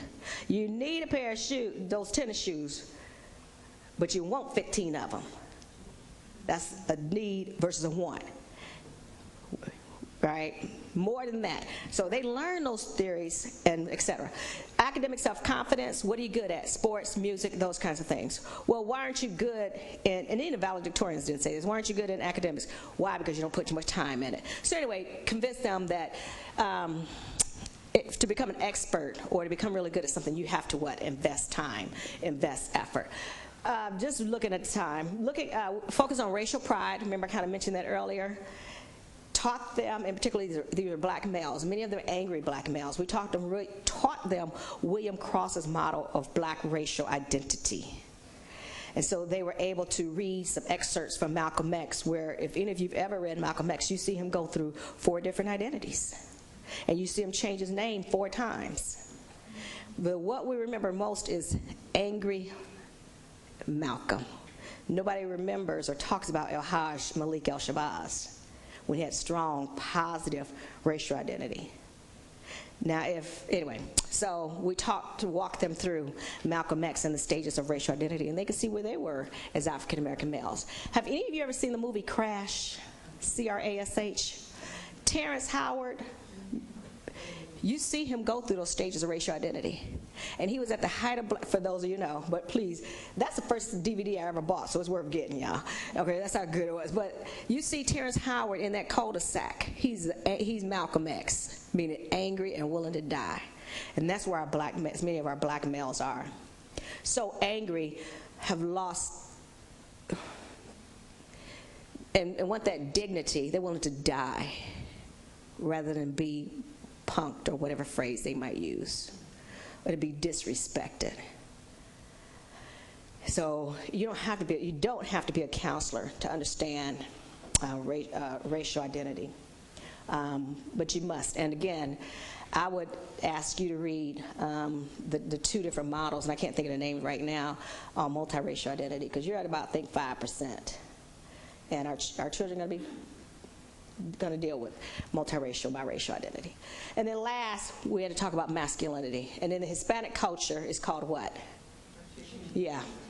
All right, so we talk about, what it means to be masculine. And it's not being a thug. It's not about being hard and mean and, just overbearing and overpowering. What about empathy and compassion and caring and, those kinds of things? There was a point where one time, I'm almost done, you guys. Thanks for hanging in. But there was this point at one time where we had mainly 10th and 11th graders in the Institute one of the years. And if one of the guys touched each other, like taking a piece of paper in their hands, they're about to break out and fight. And they're like calling each other names just because you might have touched them on the shoulder or something like that, and calling them, sexist names or whatever. So we had to stop the whole institute and spent that evening brainstorming how we're going to get these guys to touch. And one of the things was we went to something called the Oasis Center, and we bought like a volleyball net. I can't think of it. I didn't really do it. Whiting did this. And they have holes in it. And we asked them to choose teams. And the goal was to get your team through those holes. So that means you have to do what? Pick up, lift, whatever. So, but they all wanted the biggest guys, right? So we got all the big ones. One of them was a good 400 pounds. All right? And we got the little ones over here. So we start off, and they're trying to get the big ones through there. Or no, the biggest one was shoving every damn body through. That's what it was. Bam, tossing them through. I mean, he's big. Then we look like, well, you got to get your big butt over there too. And he over there by himself. See what you just did? Your notion of masculinity was large. Now you can't even get the biggest, what you thought was most masculine, over there. So, okay, go on, sit down. Let's see what the little one's going to do. Those little ones were diving, flipping, cartwheeling, through there. Then they get the one over there, and I mean, he literally ran back and just dived through there. Who's masculine now? We have any more problems? How are you not going to touch? I mean, we did other kinds of things, but they got it. They weren't caring what they were touching, getting those guys through there, right? They're so aggressive, got to win. So we had to, play with them psychologically, outwit them psychologically. Had no problem. Now, guess what? We can talk about being a scholar. And by the way, a scholar is not always this physical kind of male. I mean, masculine is not always that. Now, that was black males. Substitute this Hispanic. All of our examples were black males, and black males. If we had Hispanic, all of our examples would be what? Hispanic males. We do the girls, all right? I changed them out a little bit for girls, but this is about promoting scholar. So when we train the teachers, train the parents, we got 3 groups on board: them, the students, teachers, and the family on board. Everybody reinforcing what it means to be a scholar. What it means to be a scholar. And it was, getting it all different ways. So rounding up, missing pieces, and we can almost stop at this one, or this topic. So a huge piece, and you said it, is to do all of this, we need not just teacher training, but we need administrative support or leadership support. Every study on teacher referrals / checklists, every study, and I summarized it in 2009, I think, but there have been others, has said that teachers under-refer black students. In all of my career of finding a study on teacher referrals, they under-refer black students, every single one. Half of them under-refer Hispanic students, but I really want to know what Hispanic students they're referring or not referring, all right? I'm predicting they're under-referring Hispanics, but well-referring like Cubans and some other students who are, Hispanic / Latino. So we got to, look at, gatekeepers, and we'll do this more. Even if it's not the gatekeeper you got in, what's that checklist and how are you completing it? So it's going to be, I'm serious, you guys, ongoing training, not only in gifted ed, culturally responsive education, but deficit thinking, microaggressions, different models of prejudice, different models of discrimination, which I'm not going to list here, but we got to delve into tomorrow. I've not written, so if you go to my website, the one I gave you guys earlier, I've written microaggressions in gifted education. There's an article on there. Outport and merchant on prejudice in gifted education. Anyway, articles, welcome to room 202, I think it is. An article on deficit thinking. They're all on there, so you can really dig into it. So it goes back to your question, what's in your head when you filling out these checklists or making these referrals or interacting with the students, all right? So philosophically, we got to put students at the center of this.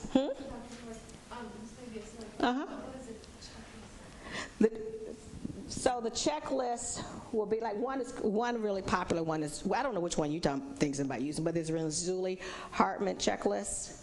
It's behavioral rating scales. It has 10 sections on it, and like one section is motivation. And you answer 10 questions. Is that child motivated? You rate it. Another one is that child creative? You rate those 10 items. Another one is, what are those? You remember the results? Anyways, like 10 different. It could be used at all different levels.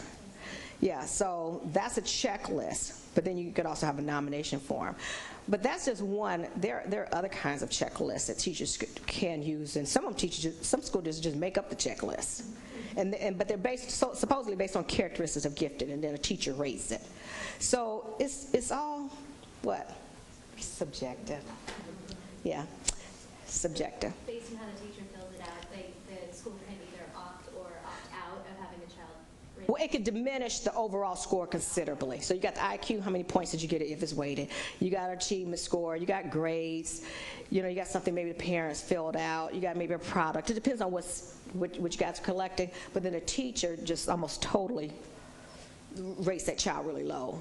And we value what teachers have to say. So you got all this other data, some subjective, some not subjective, but then a teacher's is low. So I'll give you an example. In the recruitment and retention book, there's a young lady whose mom is one of the top people in the field of gifted education. I changed the name. So she was, I think it was like in the first grade, she had an average IQ score, but basically straight A's in school. Teacher referral said, teacher checklist said, not motivated, not creative. All right? They only use like 5 of the subscales.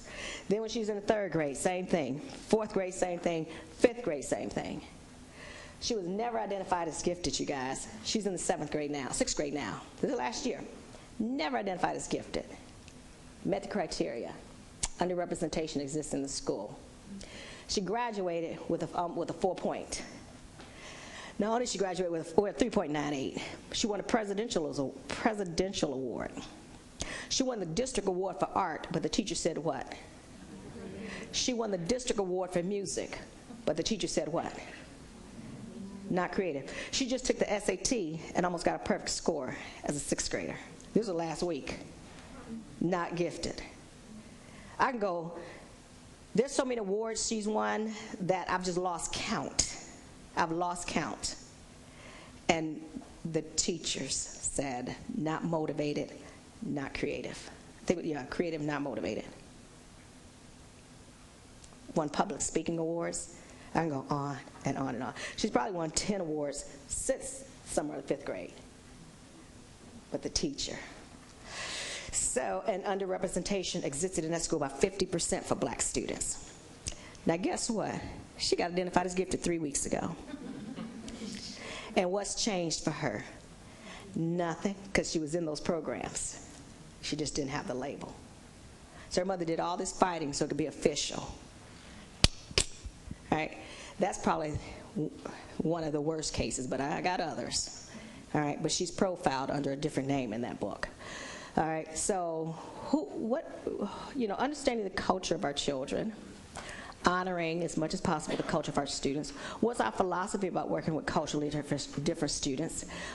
So this is retention. What's the learning environment going to be for our culturally different students? And our students are worried about it social and emotionally.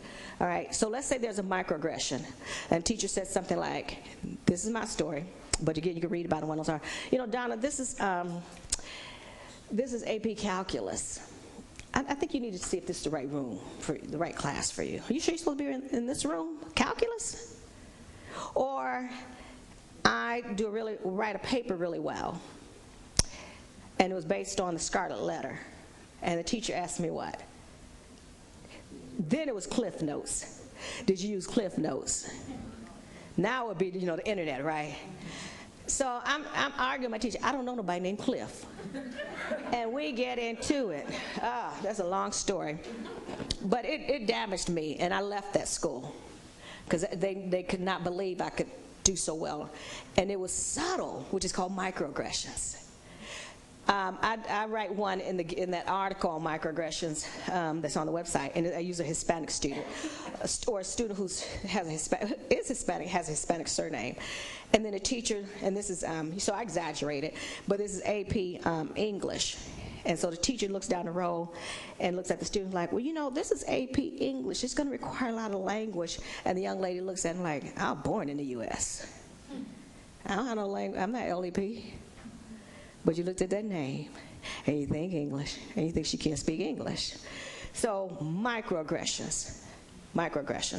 9 of them I talk about in that article, all in the context of gifted. But that's the learning environment. Do I want to stay in that classroom? No. You do a group project, and the students won't give me the right telephone number, or they meet at a location and give me the wrong location. Y'all know how many times it happened to me? Then I get a low grade, and the teacher's like, no, you were supposed to show up and you didn't. I'm like, I'm telling you, I tried to come. They lied to me, gave me the wrong number. So, learning environment, relationships, curriculum, instruction, assessment. We already talked a little bit about assessment. You mentioned this, culturally diverse teaching staff. Not just teaching staff, but what? Decision makers. Who's there to advocate for our low-income population? Who's there to advocate for our students for whom English is not a first language? Can you still be gifted and not speak English? Come on, but that's not what we usually do. You got to get the language. Now you can suddenly be gifted. Right? Problem. Very problem. So I want to see somebody who does not speak Spanish or does not speak French, who's gifted. Send our children over to Hispanic cultures or over to France. They're supposed to get unlabeled. We expect them to still get those services, right? So we need to do the same for our students here. But who's at the table? It does matter. So we need those cultural brokers, those linguistic brokers, those economic brokers who could advocate for our children. A new study came out. This is 2012, but it came out 2 days ago. Just saw it. I just haven't had a chance to snap a good picture of it, which talks about the lack of diversity in our children's books. So what are our children reading about themselves?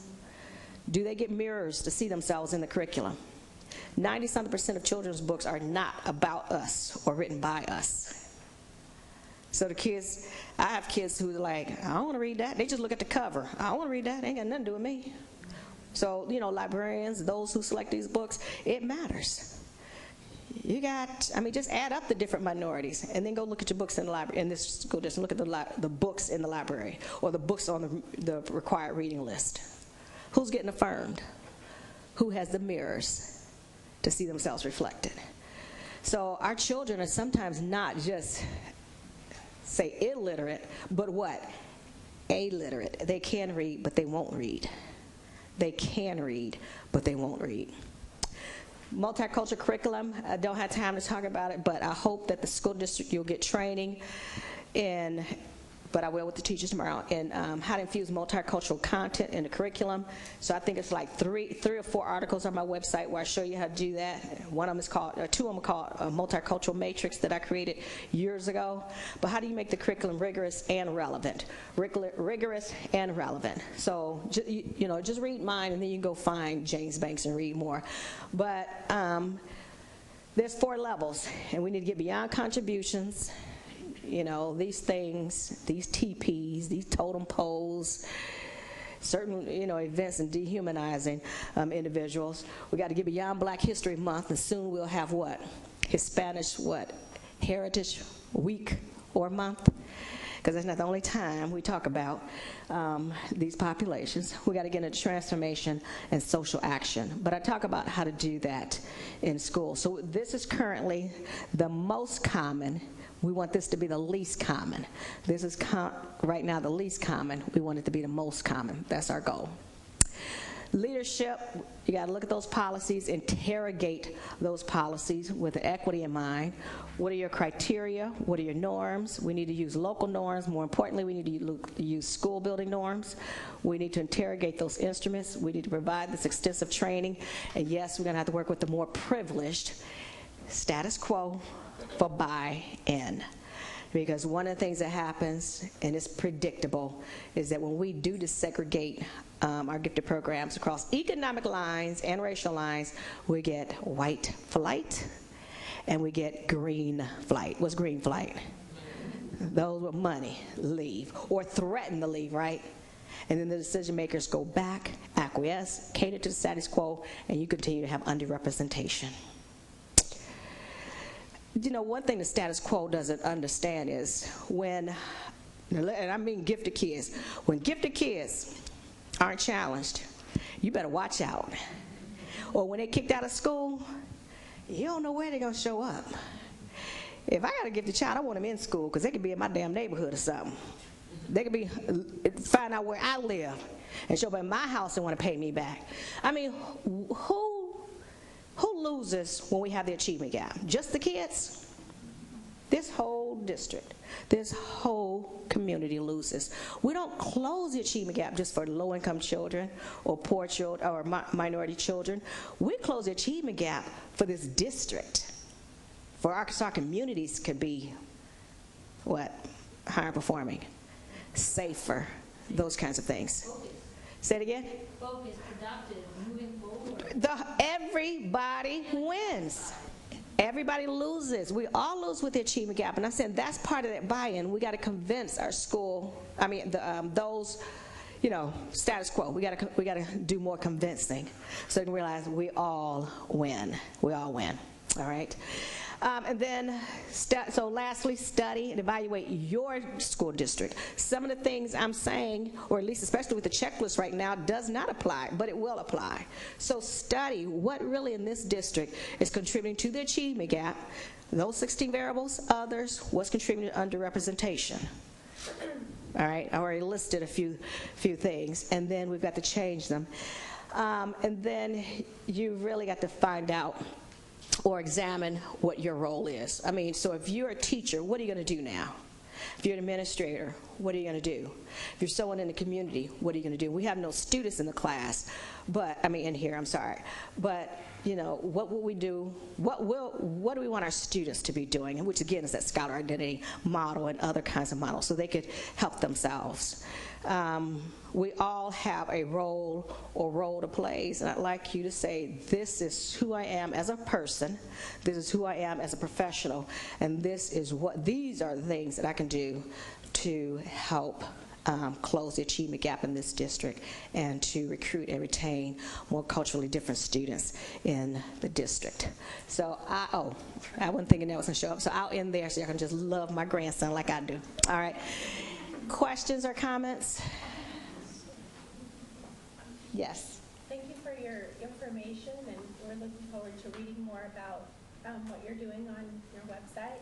Good. We wish you luck talking to people in our district tomorrow, and hopefully your words are taken to heart, and we continue to do well, because I think we're doing pretty good. I mean, yes, you are. I mean, your data does not look as bad as a lot of districts, but I like the fact that we're going to disaggregate it, really see where those problems are, and make it look better. For everybody wins. And we all honestly, win. the whole idea of maybe approaching the checklist again is an effort to make the assessment and identification procedure more fair. More fair, you're right. The district is struggling with these things. So I mean, when you.